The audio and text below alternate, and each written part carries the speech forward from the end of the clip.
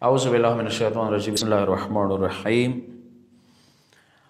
قال إمامنا المعصوم عليه أفضل الصلاة والسلام: وما من كان من الفقهاء صائنا لنفسه مخالفا على هوا مطيعا لأمر مولاه فللعوام أن يقلدوه.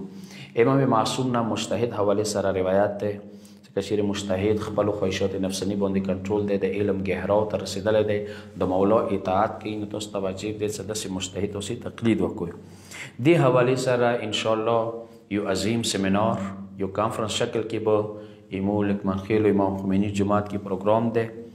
هغه کې تاسو ټولو ته زه دعوت ورکوم، خصوصا پړه لیکه طبقه که هغه استادان دي، سټوډنټان دي، ډاکټران دي، پروفیسران دي، استادان دي یا ځنه سنجیده افراد دي، هغو ټولو ته دعوت دی د پروګرام کې تاسو مو سره شانه ورشانه شرکت وکړئ. او تاریخ تاسو ته به سکرین باندې راشي، ورځ بعد ته راشي چې هغه تاسو ته سکرین باندې بریښي، هغه کې تاسو جوګ درجو شرکت کولی شوی او مختلف سوالات که دی حوالی سره تاسو ذهن کې وي هغه یا کولی شوی او هغه څه دی مثلا اندی نمبر باندې تاسو واتساپ نمبر به تاسو ته میلاو شي